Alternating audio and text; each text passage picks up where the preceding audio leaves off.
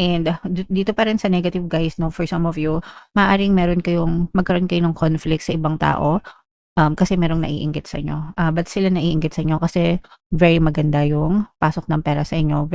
Actually guys, nararamdaman niyo yung prosperity ngayon, no? Pag sinabing prosperity, ito ay kasaganaan. So very prosperous yung buhay niyo, mga kapiksi, very stable yung source of income niyo.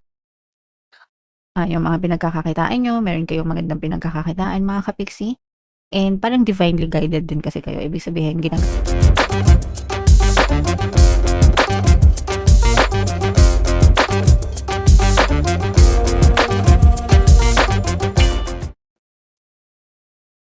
Hello guys, hello Capricorn. Welcome back to Pinay Pixie Tarot. Ang pamagat ng episode natin for tonight is Money Money Come to Me. Ito yung ating money reading guys para ngayong July para sa Capricorn, Sun, Moon, Rising Sign, and Venus. Unahin natin tong deck na to guys. Ito yung ating mga money manifesting techniques para sa inyo mga kapiksi. So meron tayong Aspire.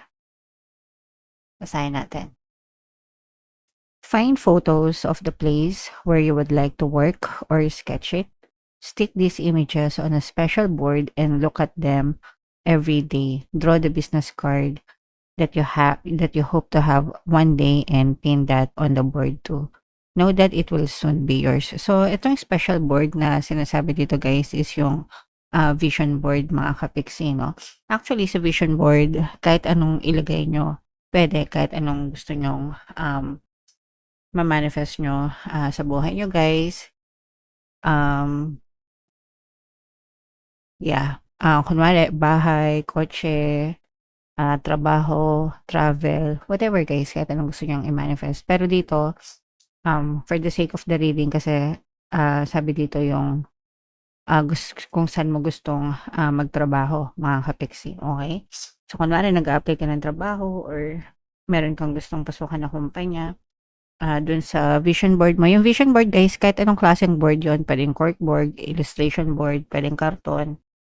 Pwede rin sa digital, no? Kasi marami ng mga apps ngayon sa mga cellphone, gadgets na digital vision board. So, ilalagay nyo lang doon, no? Yung mga pictures na gusto nyong ma-manifest sa buhay nyo. And ang susi doon is everyday you have to look at them and parang you have to assume the feeling na okay, akin na yan, nakuha ko na yan, that's mine, it will soon be mine. It doesn't matter kahit past, present, future tense yung gamitin mo, but ang importante is yung feeling of being happy and being grateful, no? Na mapupunta sa'yo yung gusto mong makuha sa buhay. So, nung ako'y dati ginawa ko 'to guys, hindi naman vision board pero sa notebook lang. Nag-a-apply kasi ako ng trabaho nun. May trabaho ako nun ta's gusto kong lumipat ng trabaho. So, meron akong organizer notebook. Sinulat ko dun yung pangalan ko, sinulat ko yung posisyon na ina-applyan ko. Sinulat ko din dun yung desired salary ko. Tapos dinrawing ko yung logo ng company. Tapos nag-apply ako and then after 2 weeks, so everyday tinitingnan ko lang yung sinulat ko sa notebook. Pinicturean ko pa yun guys nung ginawa kong wallpaper ng cellphone ko. Tapos pag hawak-hawak ko yung notebook, hinihimas-himas ko pa yung ganyan-ganyan. Tapos after 2 weeks, no, naka-receive ako ng job offer through email na natanggap ako dun sa position na ina-applyan ko dun sa company na yon. And actually, yung desired salary, mas malaki pa kaysa dun sa in-offer sa akin. So, that's how manifestation works, guys. Kailangan mo lang i-focus yung attention mo dun sa bagay na minamanifest mo. Kasi yung energy mo buboost dun and eventually it will manifest. It will come to you. Okay? Alright. So, comment down below if meron kayong mga ganyang klaseng kwento and try nyo din mga kapiksi. So, again, kahit ano, guys, pwede. Mga bahay, kotse, travel, whatever, guys. Sample lang yung sa trabaho. So, yan. Pasensya na kayo dun sa liwanag, minsan kasi biglang umaaraw, pero gusto ko kasing naka-ano yung nasa tabi kasi akong bintana, guys. Anyway, shuffle natin 'to, hanapin natin yung energy ng Capricorn at saka yung energy ng money. Habang sine-shuffle ko 'to, guys, panoorin niyo muna yung video natin regarding sa ating paano mag-manifest ng abundance video course. Kapiksi, sawa ka na ba sa mga struggles at hirap sa buhay mo? Masipag ka ba at masikap sa buhay ngunit hindi ka pa rin umaasenso? Ilang beses ka na bang nag-attempt mag-negosyo at mag-invest pero palagi ka pa rin nalulugi? Sa pagkakataon na ito ay maaaring may subconscious beliefs ka na nagiging balakid sa iyong pag-unlad at pagyaman. Introducing, paano mag-manifest ng abundance video course. Dito ay matututunan mong ma-overcome ang mga balakid mo para tuluyan ka ng umunlad, umasenso, sumagana, maging matagumpay, successful at maswerte sa iyong kabuhayan, pera, trabaho, negosyo, salapi at kaperahan ng bonggang-bongga. Dali, mag-send na ng email sa pinoypixie@gmail.com at simulan na ang iyong pagyaman ngayon. Alright, so sa lahat ng gusto mag-avail ng course, guys, naka-flash sa screen yung mga available courses sa ating channel. Sa mga interesado, mag-send lang kayo ng email sa pinoypixie@gmail.com. And sa mga naghahanap ng pampaswerte, guys, meron tayong money shaker jar. Ito yun, guys, no? Super liit na bote, pero super effective, super powerful. Inaalog to, guys. Ang dami ng sumakses dyan. At saka ito, mga kapsi. So, ito yung ating WhatsApp number sa mga gusto mag-avail. Chat ko lang ako dyan, mga kapsi. So, Capricorn, kayo ay na-represent ng King of Pents. Ito yung ating money energy, mga kapiksi. Wow. So, angel number 1010, guys. This is yeah, very significant message para sa inyo. This is both positive and negative. Yung nakikita natin dito sa negative, mga kapisi, for some of you guys, feeling nyo na i-stuck kayo sa buhay. Eto, guys, yung reason kung ba't na i-stuck kayo sa buhay ay dahil dun sa mga takot at duda nyo, mga kapiksi. Sabi ko naman sa inyo, guys, kailangan magtiwala kayo sa sarili nyo, be confident. Huwag kayong magpadaig sa talo kasi kapag nagpadaig kayo sa talo, magpadaig sa takot. Kasi pag nagpadaig kayo sa takot, guys, matatalo kayo sa buhay, no? Ano yan dream stealer yung mga takot, no? Yung sinishare ko nga sa inyo palagi, dun sa narinig ko sa movie na dun, sabi dun ng character, I must not fear. Fear is the mind killer. It's a little death that brings obliteration. So, in layman's term, guys, yung mga takot, yung mga duda, yan yung mga pumapatay sa pangarap natin. And yun din yung reason kung ba't nai-stuck yung iba sa inyo sa buhay. Kasi natatakot kayo sumubok, natatakot kayo mga pagsapalaran. And so, yeah, kapag ganun, wala talaga mangyayari sa buhay nyo. So, kailangan nyong paglabanan yun, mga kapiksi. Alright? And dito pa rin sa negative, guys, no, for some of you, maaring magkaroon kayo ng conflict sa ibang tao kasi merong naiinggit sa inyo. But sila naiinggit sa inyo kasi very maganda yung pasok ng pera sa inyo. Actually, guys, nararamdaman nyo yung prosperity ngayon, no? Pag sinabing prosperity, ito'y kasaganaan. So, very prosperous yung buhay nyo, mga kapisi, very stable yung source of income nyo. Yung mga pinagkakakitaan nyo, meron kayong magandang pinagkakakitaan, mga kapiksi. And parang divinely guided din kasi kayo. Ibig sabihin, ginagabayan kayo. Especially kung masipag at matyaga kayo sa buhay. And you're always praying consistently. And talagang nakikita nyo yung nagtatamasa kayo ng matatamis na biyaya ngayon.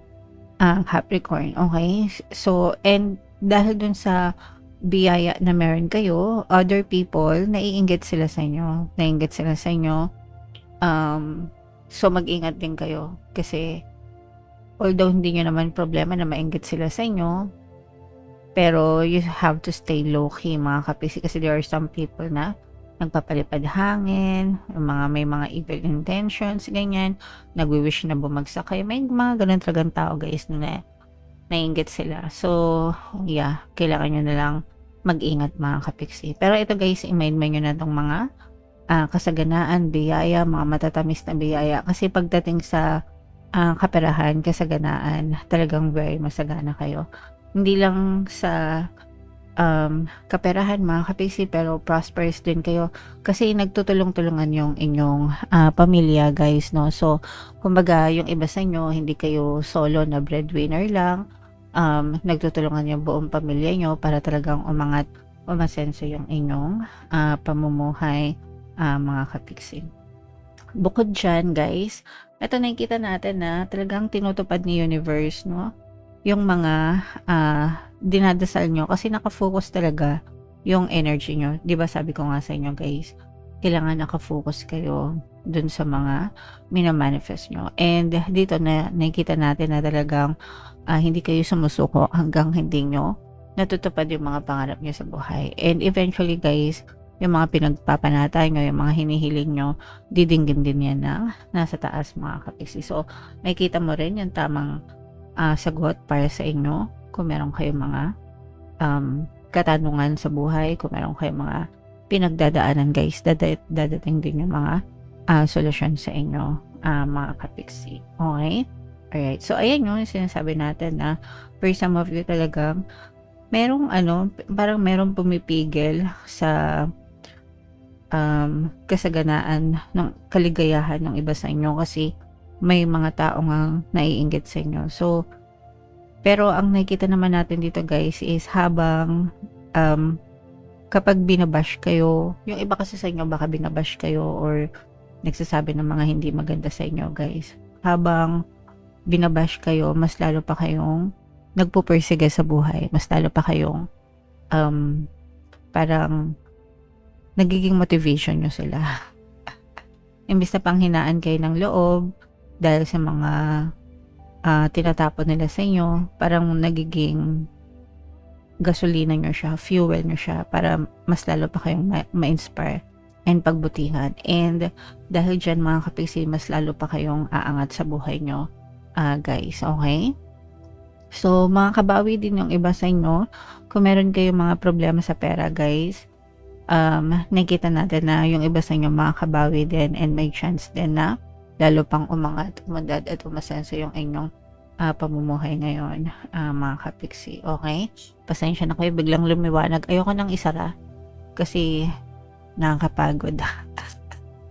Anyway, comment down below, guys, if naka-resonate kayo. I-mind nyo itong mga kasaganaan na to, mga kapiksi, no? Itong kasaganaan, mga matatamis na bunga, guys, at saka yung mga pag-angat. Yung iba sa inyo, guys, maaring may chance na ma-promote kayo or mabigyan kayo ng mga additional na incentive sa trabaho nyo, mga kapiksi. And kung kayo naman ay nagnenegosyo, guys, may chance din na lalong umangat yung inyong mga business or mag-expand, guys. Okay? Alright, so yeah. Comment down below if naka-resonate kayo dyan. Bunot lang tayo ng additional na message para sa inyo, guys. Ayan, no, blessings, mga kapiksi. Sabi ko naman sa inyo, ito yung energy ng blessings. Talagang super i-bless kayo. Super mananagana kayo. Mararamdaman nyo talaga itong mga matatamis na bunga, mga kapiksi. Okay, kaya maraming naiinggit sa inyo, guys, kasi talagang super blessed kayo. So, hayaan nyo lang yung mga naiinggit. Hindi nyo naman sila responsibility sa buhay nyo. Basta kayo, focus lang kayo sa sarili nyo, guys. Okay? Alright. So, yeah. Comment down below if naka-resonate kayo dyan, guys. For more tarot readings, ito yung playlist nyo. Ito naman yung ating success stories ng paano mag-manifest ng abundance video course. Panoorin nyo itong video natin, guys, about money shaker jars. Thank you for liking, sharing, and subscribing. See you next time, guys. I love you all. Have a nice day. Bye-bye.